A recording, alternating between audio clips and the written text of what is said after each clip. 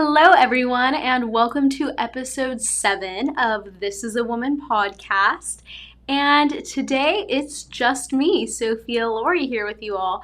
The past 5 episodes, we've had some amazing guests. So if you've not been able to hear from them, go ahead and go check out either the YouTube videos or the other episodes on podcasts, whatever podcast platform you guys like to listen to. But I figured now that we've had a couple guests on here, that I would sit down and share with you all a little bit about my story and kind of how I got to doing this podcast and doing what I do for work now. And I want to share it because when I'm talking about my story, you're going to hear me say me and I a lot because I'm talking about myself. But I want you all to know that this story of mine and kind of, I guess, my testimony too is it's all God, and God's just been so amazing, and He's provided so much more than I could have ever asked for or imagined. And God provides, but you also have to follow His calling, and you have to follow what He's asking you to do. So I'm just gonna dive right into that. When I was born, just kidding, I won't start that early, but basically, this is kind of a little part of it, is basically my family likes to joke that I came out of the womb talking, and I never stopped talking since then, which is true. I am the talkative one of my family, which is saying a lot. If you know my family personally, there's quite a few of us that like to talk, but I've just always been a talker. And when I was in 6th grade, I went to my older brother's 8th grade graduation, which you might think, oh, 8th grade graduation really isn't that a lot, but we went to like a Christian school that was K through 8th grade, and it didn't have a high school that everyone would go to after. So it was kind of a big deal because we were smaller class sizes, you were super close with everyone, so you spent all of your elementary and middle school and junior high together, and now you're going separate ways. So they would do a big old graduation, and they would have an 8th grade valedictorian. So when I was, again, in 6th grade, my brother was in 8th grade, and he had his graduation, and I went to it. And the 8th grade valedictorian was a girl, and she was able to give a speech at graduation. And I remember sitting there as she was giving her speech, and I just thought, wow, what an amazing speech this is. She was just such a great public speaker, and I was like, I want to do that. I want to give a speech for my graduation in 8th grade. And I think that's kind of where I started to realize the love I had for public speaking. I did it a lot in elementary school, just through different programs at my school, but in that moment, I knew I wanted to speak at graduation and do a lot of public speaking stuff. So then I had to work hard, obviously, and I became valedictorian of my 8th grade class. But what was interesting is normally they would go back to 4th grade. So you would have to get like straight A's 4th grade through 8th grade. And there'd be a valedictorian. But with my class, there was like 10 of us that had straight A's 4th grade through 8th grade. So they went back like all the way to kindergarten, I believe. And there still ended up being maybe like 4 or 5 of us. And they weren't going to let all 4 and 5 of us speak. And so we all gave like the end of the year little essay about saying goodbye to our school. And from those essays, they chose, I guess, whichever they thought was the best one for that person to speak. And I didn't get chosen. And I was pretty upset because reminding myself in 6th grade, I wanted to do this, and I worked hard the past 2 years to make sure I'd be able to give a speech at graduation. And so I think that was kind of the start of me knowing I had to fight for what I wanted sometimes. And so I ended up sending an email, I'm maybe 12, 13 years old. I sent a letter via email to my principal and vice principal about why I should get to speak and why everyone else who got valedictorian should get to speak. We all worked hard. And so all in all, I got to speak at my 8th grade graduation. And that was one of the first times I was like on a stage public speaking to people, and I absolutely loved every second of it. And I do want to go back a little bit before I keep telling you guys more about after 8th grade. Another huge part of my testimony is when I was in 7th grade, my dad was diagnosed with leukemia.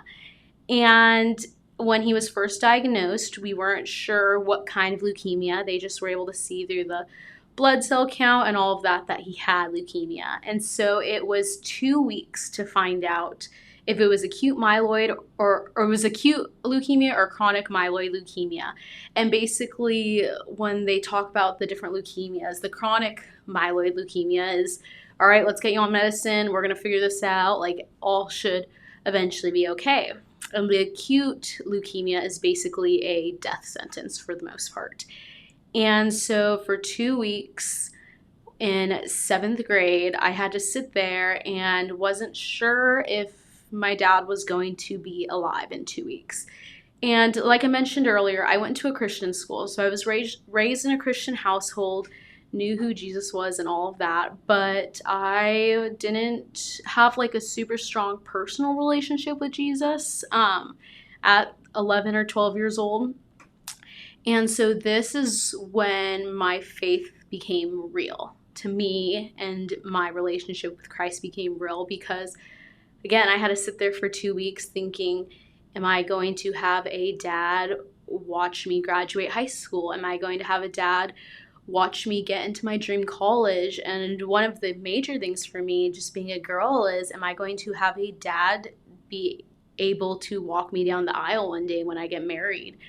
And so these 2 weeks was kind of just giving it all to God, as well as being confused and what's going on. And in those 2 weeks, God really showed me the Bible verse, Jeremiah 29:11. And this Bible verse just kind of keeps replaying throughout my life. It's, for I know the plans I have for you, declares the Lord, plans to prosper you and not to harm you, to give you a hope and a future. And that Bible verse just is what brought me peace in those 2 weeks, knowing that his plans aren't to harm me. It's for a hope and a future, which, again, it doesn't mean his plans are always going to be easy or great, but his plans for me is to give me the best possible hope and future, and I have to follow his plans and trust in his plans for me. And so praise God that at the end of those 2 weeks, we come to find out it's chronic myeloid leukemia. And so there was obviously still a lot of changes, but my dad is healthy and he's doing great. And at this rate, it looks like I'll eventually have a dad here or not eventually, I will have my dad here to walk me down the aisle whenever I end up getting married. But that really plays a major role in my story. So I wanted to catch you guys all up on that. But so then back to 8th grade, I got to give my graduation speech, which I loved and enjoyed doing. And then off to high school I went. I went to a public high school, but in a very small little, like, it's a small little town I grew up in. Everyone's super friendly, and for most of the part, everyone kind of has the same values, very family oriented. And I had a great experience in high school. And then, being a Christian, I was pro-life and kind of held more conservative values because, that's just what Christians are supposed to be. I have a relationship with God. I love Jesus. Jesus loves babies, so I'm supposed to be pro-life. But that's really to the extent of what I knew. And then I was in my senior year of high school. And senior year, everyone starts asking you, where are you going to go to school? What do you want to do when you grow up? And all those kinds of things. And there was nothing I was dying to do. I didn't want to be a teacher. I didn't want to be a nurse. I wasn't going to be like a rock star. Like, there was just nothing specifically I wanted to do. And so I always thought, okay, I'm going to go study business because you can't go wrong with a business degree, and I'll just kind of find my way from there. And the only thing that I knew I loved doing, again, was public speaking. When I was really little, I'd say, I just want a TV show like Ellen or Oprah. Like, give me a show where I can just sit and talk. But being realistic, and now being a senior in high school and looking to where I'm going to go to college, and again, what I want to do with my life, you have to be realistic on, you're not just going to get a TV show to sit and talk just because you like talking. And it's now January of my senior year of high school, so it's January 24th, 2018. And I go to a Wednesday night church service, which for my family, we go to church on Sundays, and Wednesdays was never like a priority for us to go to church, or it was hard for us to get to church. Just, we didn't live super close to our church. 4 of us played club sports, so it's not like we were there every Wednesday. But we happened to be there this Wednesday, and my pastor shared about abortion. And he talked about himself being a survivor of abortion because his mom tried to commit an at-home abortion when she was pregnant with him. And it was the first time I heard about what abortion truly is and the evils behind it, the evil that Planned Parenthood is. And I was brought to tears sitting there in church, and I've never known so clear in my life anything other than that night God showed me and told me that I'm supposed to be an advocate for life. And this is kind of when it all clicked for me. I love to speak. I do feel like I have a gift of public speaking, and I feel like that is 100% completely a gift from God. And I knew that he was calling me to speak about life and speak on abortion. But I didn't know what it would look like. I've never been involved with anything like this before. I was never in any pro-life groups, nothing like that. But I knew I was supposed to somehow speak on life one day. And quickly, God, showing me this plan and showing me this calling, he also quickly kind of maybe put me through a little challenge, or I don't know. I think it was, looking back now, God threw some of these things or put some of these things in my life to almost now encourage me, and you'll kind of see how it goes the more I tell you all. But I immediately reached out to some of my friends, so excited, senior year of high school, and just so excited to be able to say, I know what I want to do with my life, and I don't know exactly what it's going to look like, but I want to speak about life. I want to speak against abortion. I want to be a pro-life advocate. And I was immediately shut down by some of the closest people to me. And that was hard because, like I said, it was so clear that God was putting this on my heart and in my life to do. And then immediately I get shut down. And so my mom and I, we go to, this is like while I'm still in the church service, by the way. So my mom and I go and grab coffee after at like our local coffee shop. And we're sitting there talking. It's probably like 9:30 at night now. And I don't understand, and all these things. And we just kind of talked about the service and prayed about it and then went back home. But then the text telling me that what I was wanting to do with my life was a bad idea and wasn't going to push people closer to Christ kind of kept coming in. And so I remember, I'm 17 years old. I text my mom. Lord knows it's probably 1 or 2 a.m. Are you up? Can you come to my room? And I don't know if she was awake or if the text woke her up, but I'm just sitting there crying because I feel like God's called me to do this. I don't know what it's going to look like. And immediately I'm being told it's the wrong thing by people I truly loved and cared about, and people I believe truly loved and cared about me. And again, I think this was God's first test for me. I had to realize they can keep telling me these things, but I know this is God telling me that this is what's right to do, so I have to do it. I can be open to opinions or ideas on the best way to do this, but people trying to tell me that choosing to speak on life was going to push people away from God, I had to know, and I knew that wasn't true because I knew it was God that was calling me to do that. And again, this was the first night it all kind of went down, but I just trusted in God. And so I slowly started to try to just learn more about life and inform myself on it, but hadn't done anything major yet. And then here, now I have to decide where I'm going to go to college.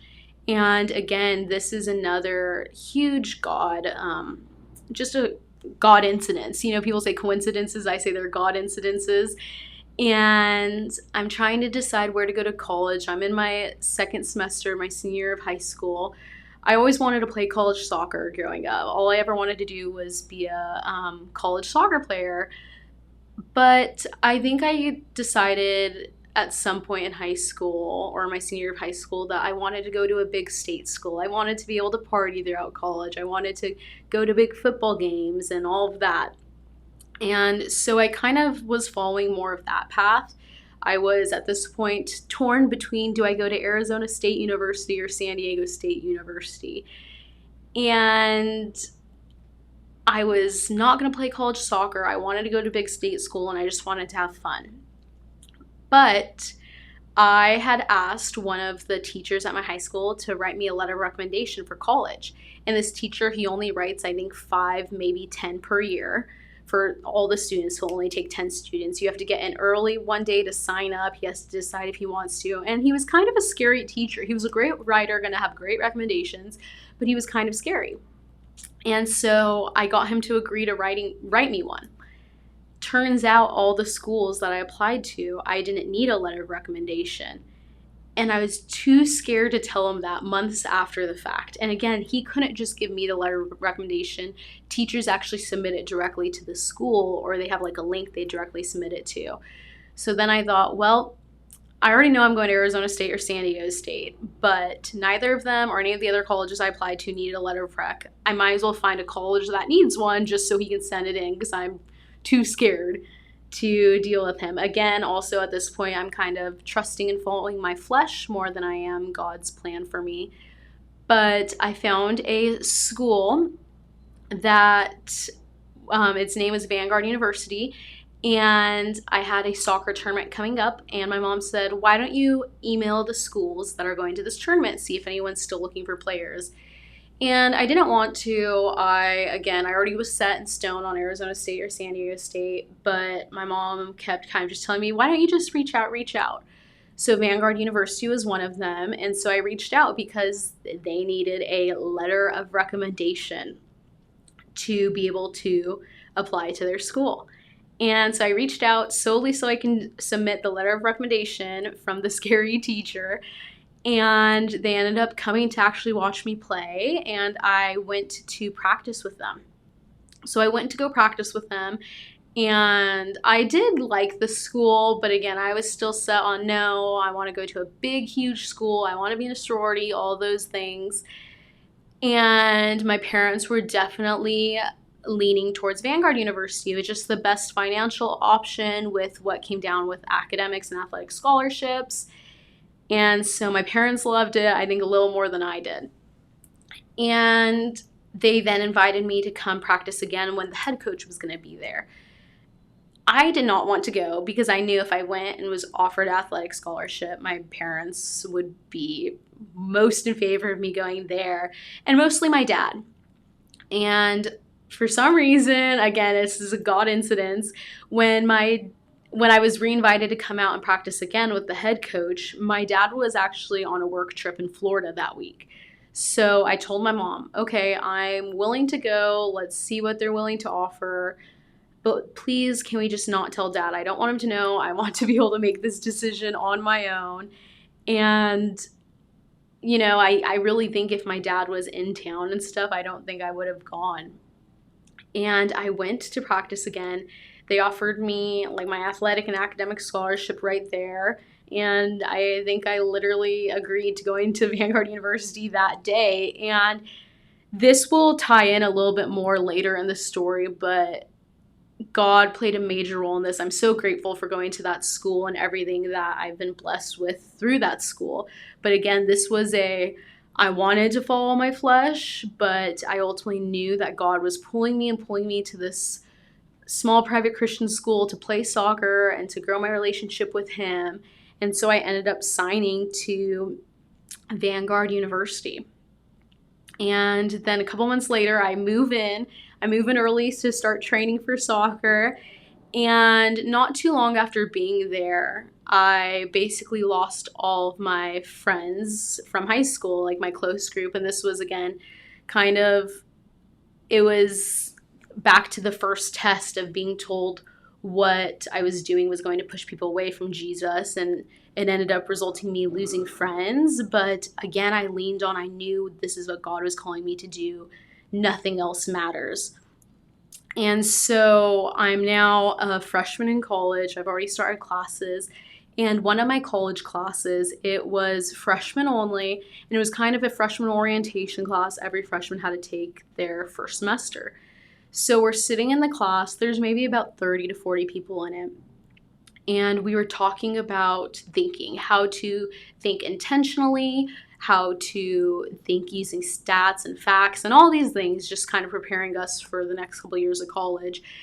And, the teacher said, okay, this and that and this and that. And eventually the professor brought up abortion and said, who has solid arguments for abortion? So I'm sitting there and I'm thinking, maybe this is why all the reading and learning on abortion and life, like maybe I can use this now. And for a second I hesitated, because why would I want to openly talk about my stance on life in this college class when people who knew and loved me chose to leave my life because of it? And then it kind of clicked for me.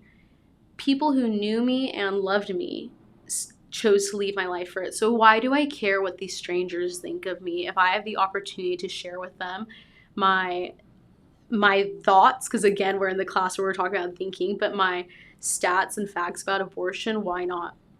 So I raise my hand and I basically dive into, again, the stats of what abortion, how harmful it is to women, how many women have died from it, all these different things, the legal side of things. And it was not anything, I didn't use any biblical points. I didn't use, well, personally, I believe. I just used some stats and numbers about the whole abortion topic.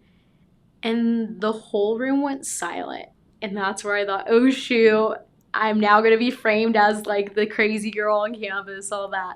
But the room went silent, and then everyone started clapping.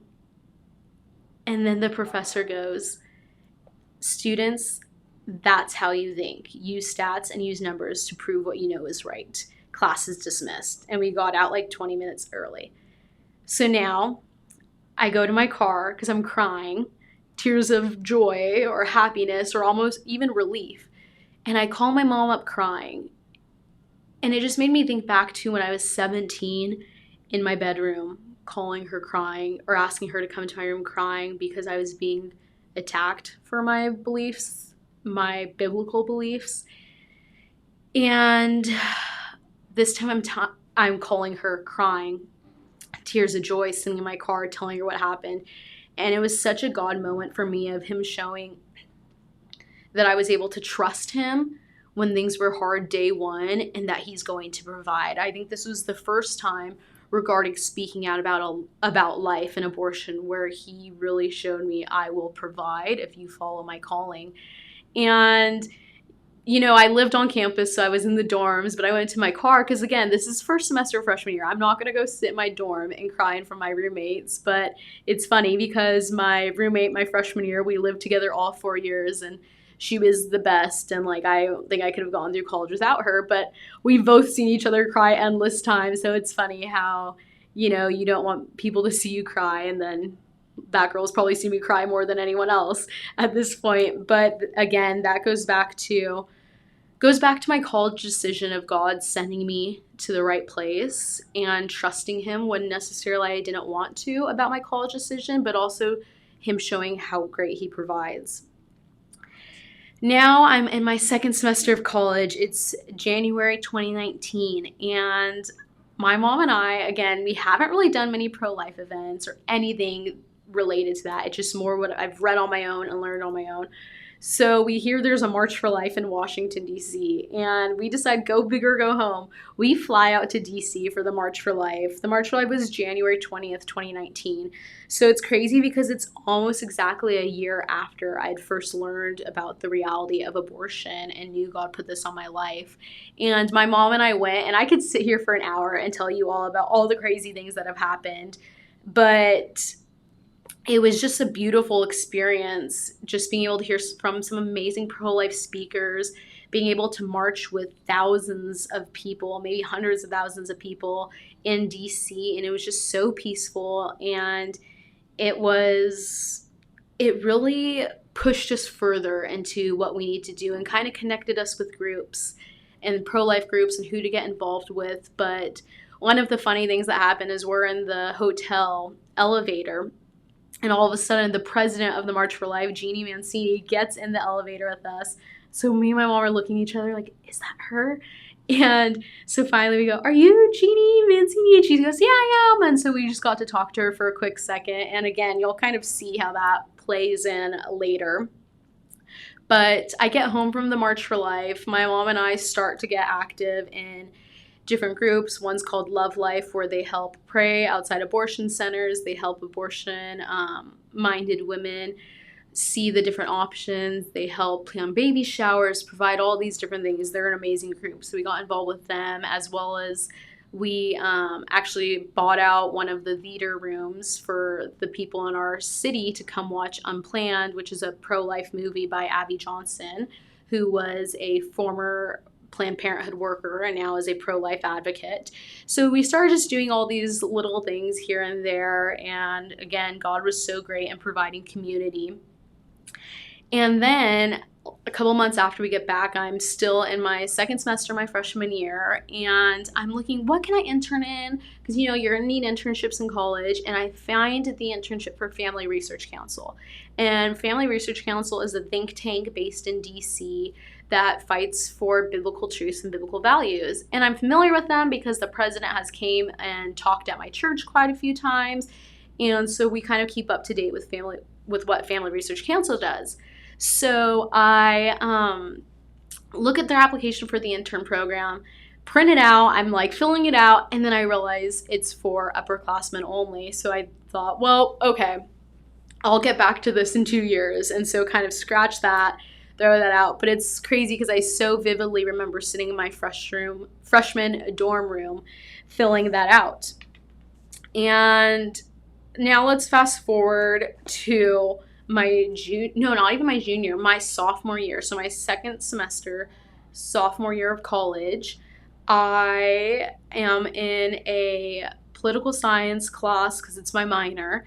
And my teacher emails me before the class and says, "Hey, Sophia, can you stay after class so we can chat?" Okay, I hope nothing's wrong. And it was a constitutional law class. So I go to class that day. It's like a 3-hour class. And of course, I'm sitting there all day. What's going on? Am I going to be in trouble? And after class, I go up to my professor and say, "Oh, hi, Professor Vasquez. Like, what's up?" And he goes, "Have you heard of Tony Perkins at all?" And I'm like, "Yeah, Family Research Council. Like, fully know he's the president of Family Research Council." And I go, "Yeah, he's going to actually speak at my church this Sunday." And he goes, "Oh, well, I've spent all day with him, and he was just talking to me about the internship program and asked if I had any students in mind, and I thought it would be great for you to apply." And it was such a God moment for me because I had honestly forgotten about my application that I thought about doing freshman year. Here I am, second semester of my sophomore year, going to be going into my junior year.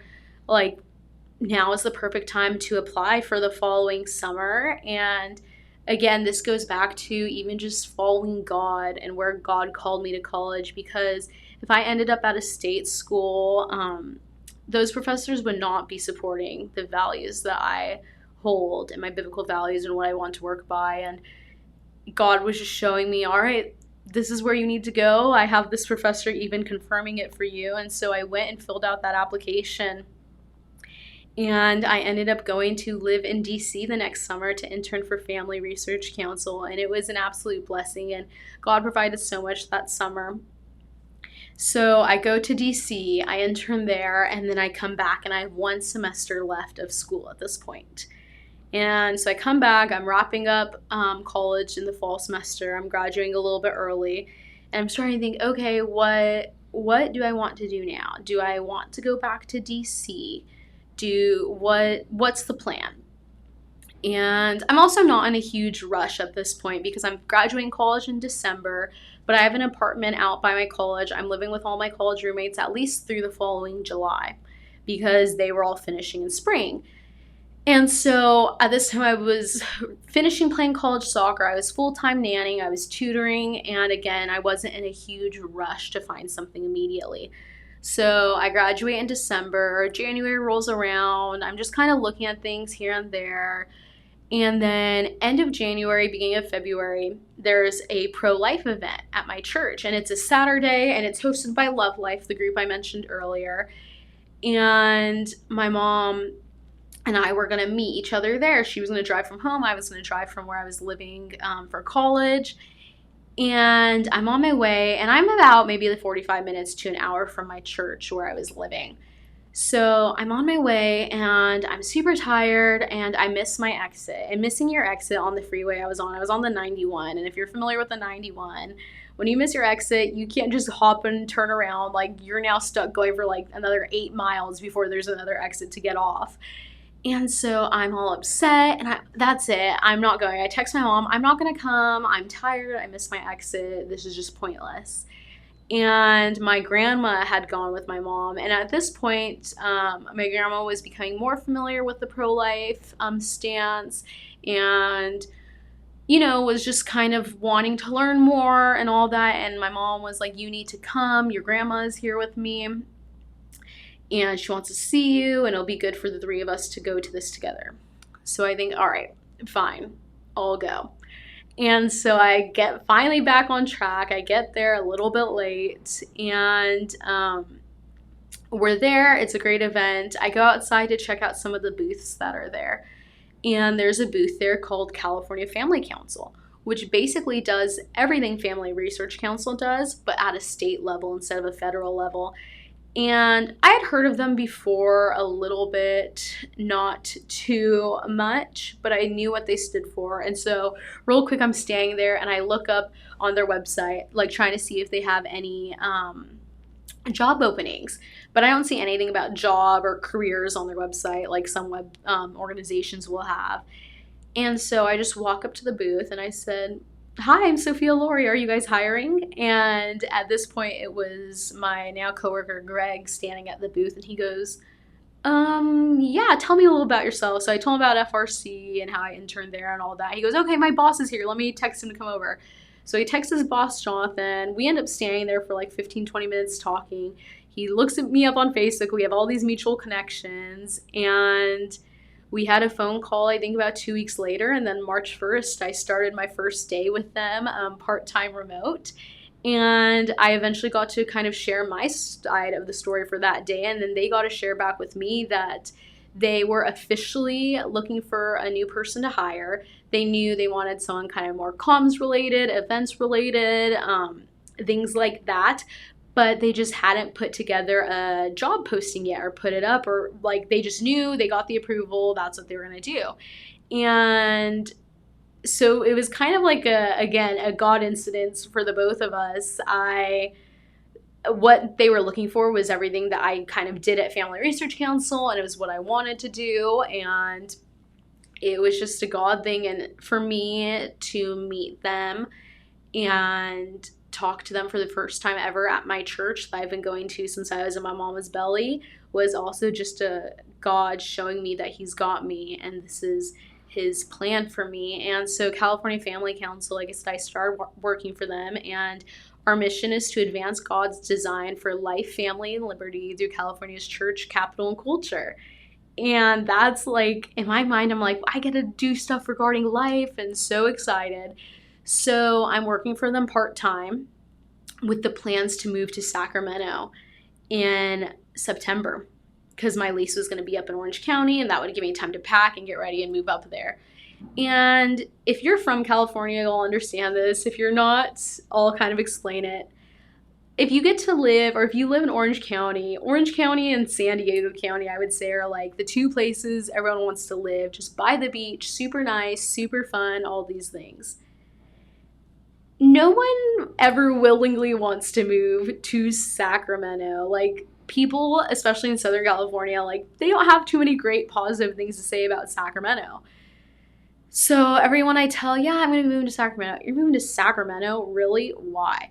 And I finally got to the point where it's about a month out from me having to pack up my college apartment where I've got to live with 4 of my best friends for the past 2 years. And I started getting sad. I thought, obviously I was sad because no longer going to be living with those girls anymore, but sad about moving to Sacramento. It's 6-7 hours away from where I'm from, for where all my family is, from all my friends are. And I was trying to figure every way out of it. At this point, I'm all, can I convince them to let me like go remote? Maybe I need to find a new job. I'm not moving. I'm not going. I do not want to. And this was one of the other times where I was really not trusting God. I thought, God, I don't know why you're calling me here. This is ridiculous. Like, I don't want to do this, God. And my mom was definitely a rock of mine in this time. She just kept telling me, Sophia, you need to go. It's just for a year max, and then you can stay longer if you would like, or, just go. You need to trust it and go. And I'm literally sitting there packing up my apartment, crying. One, because I hate endings, and such a fun time, like college was amazing, was ending. But I had a new beginning that I wasn't super ecstatic about, and crying, packing, I'm not gonna go, all these things. And my mom was just kind of had to kick my butt out the door and into my car until I got up to Sacramento. And I come up here, I start living here in September. And end of September, I get a phone call about speaking at a press conference on the steps of the Capitol regarding Proposition 1, which was a proposition regarding abortion, and to speak in opposition to it. And I remember getting the phone call. I was on my morning run, and so I was going to answer it because I'm like, who's calling me? And then I decided, no, I'm not going to, because if it's work related, I'm on a run and there's loud noises all around, I'll let it go to voicemail and I'll call back when I get back to my apartment or get to the office. And so I'm on my run and I see the voicemail, and it's about me speaking at this event, and I just start crying. I have lived up here for almost a month now, and God was answering so many prayers when I didn't want to trust him and I didn't want to move to Sacramento, but I did. And again, that had a lot to do with my mom getting me up here. It kind of forcing me to go, but it also had to do with, ultimately, I knew this is what God was calling me to, and I knew to ignore it or do what I wanted was not going to be the best option. I knew I had to trust in God. And so, tears of joy, because I get to now speak on the steps of the Capitol for the issue of life, for the issue of abortion, and give a pro-life speech. And again, it was just God assuring me that you are where you're supposed to be. Also, with this job, we host the California March for Life. So I know I was just telling you guys a little bit about September and October of 2022, but I'm going to backtrack just to June of 2022. Again, I'm still working remote in June, so we have the California March for Life, and I've been helping plan it. And in my mind, I'm thinking, this is so cool. I'm helping plan the California March for Life with the March for Life DC team 2 years after attending my first ever March for Life in DC. And I was the one that did the ordering of like our banners and things like that. So I get to Sacramento, I pick up the banners and everything I ordered, and I get to my hotel room. And if you've seen photos of either any of the state's Marches for Life or the National March for Life, there's always a huge banner in front that says California March for Life, or just March for Life if it's the national one in DC that people carry and lead the march with. So that was one of the banners I picked up. So I get to my hotel room and I unroll the banner in my room to make sure everything looks good. And again, tears of joy streaming down my face of, in 2019, I attended my first ever March for Life, and now it's 2022, and I'm helping plan the California March for Life, and how good God is. And again, I think he really gives us those moments to let us know, to assure us that we're following his path, and almost a good job to us. I don't know, I just think it's one of those moments where you realize that all the trials, all the losing of friends, all the being told what I was doing was wrong didn't matter, because God was, again, showing me that I was doing what he called me to. So now at this point, I've helped plan the March for Life and host that. And I got to speak on the steps of the Capitol for the No on Prop 1 press conference. And now I've been officially living in Sacramento for about a year, and there's going to be some changes there coming soon. But God provides, and he provides so well. When I moved up here, I was scared. I was not wanting to, and I thought, all right, God, like, you've provided before, you'll provide again. And he has provided more than I've ever could have imagined. And I think that's something important to note, is don't ever put God in a box. Don't limit him to what he can provide and do for you, because he can do more than we could ever imagine. And so follow his plans, follow his calling, and just let him provide. And I do want to note that doesn't mean it's going to be easy, and that doesn't mean it won't have hard times and really hard times. But he is going to provide more than you could ever imagine, and it's going to make all those hard times completely worth it. And so since that No on Prop 1 press conference, I've been able to MC an election day prayer vigil on the steps of the Capitol. I went to Arizona to speak about life at one of the largest pharmacist conventions in the nation, and I've been able to speak and testify at the Capitol. And now not only am I testifying on issues of life, but I'm testifying on issues around women, about women being erased. And that's a huge reason why I started this podcast. I testified at the Capitol and I said men can't menstruate, and was immediately called so many negative things by legislators. But again, it did not waver. I did not waver from being called any of those things. It did not change my beliefs, because you can call me whatever you want. You can say whatever you want about me in a negative way. But when I know what I'm doing is based off of biblical truth and God's calling for my life, you can't stop me.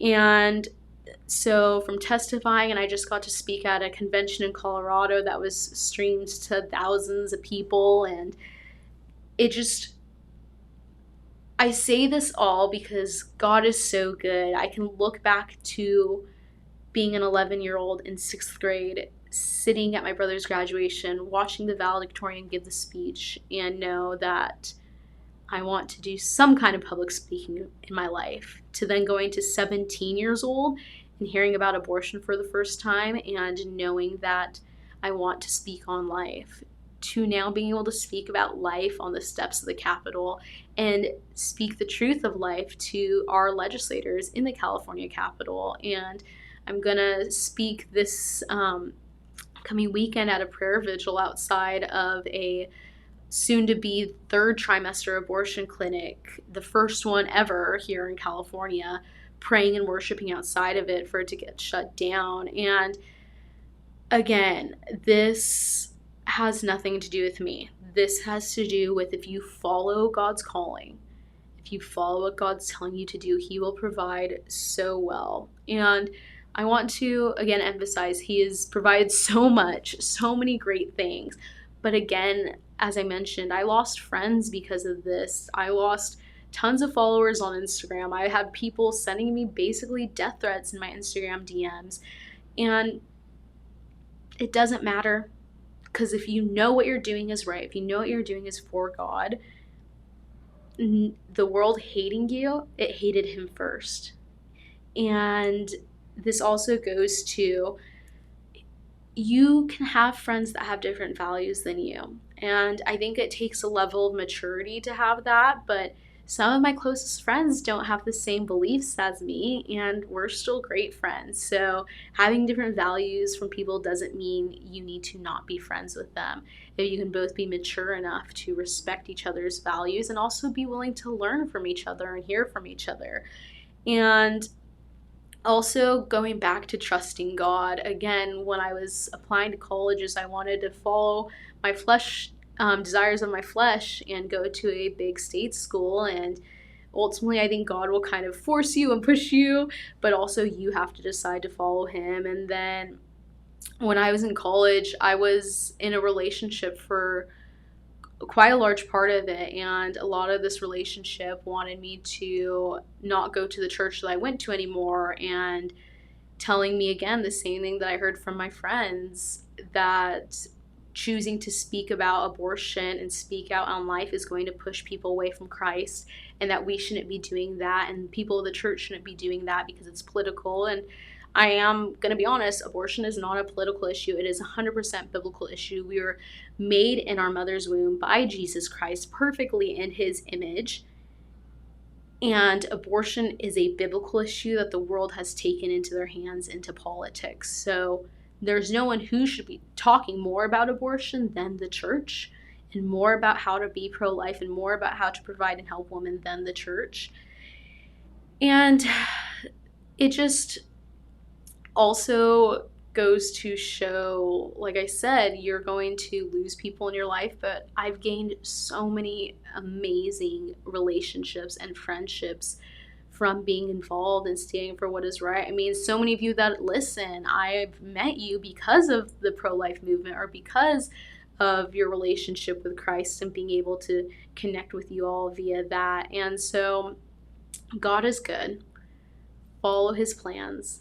It's not always going to be easy, but he will provide. And you'll look back and you'll see your story and you'll see the way it's played out. And just like when I look back on my story, I can't be more in awe and thankful and grateful for how great God is. And that doesn't mean we don't make mistakes. That doesn't mean there wasn't parts of my story where I didn't stumble or I didn't necessarily choose the right option or the right way every single time. But it's the last thing I want to touch on real quickly is that when I had friends and when I had people and even strangers telling me talking about life would only push people farther from God, on social media, I'll post about the different events or I'll post about this is happening in politics or things like that.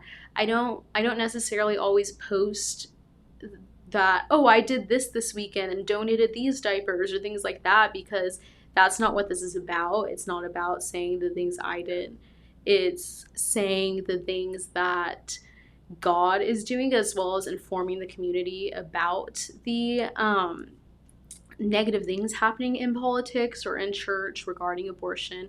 And so to people who have said that God, or that talking about abortion is going to push people away from God, I just want to say and clear up that I've watched people come to Christ on the steps of Planned Parenthood. And I have watched people decide to change their mind about their original abortion decision and come to Christ and become baptized and become part of the family. And so people need to hear the truth. And the truth is that God loves them and that he will provide. And he's such a great provider. But anyways, follow God, follow his calling for you. It might not always be easy, but he is going to prosper you and give you a hope for your future. So much love to you all, and I'll see you all next week.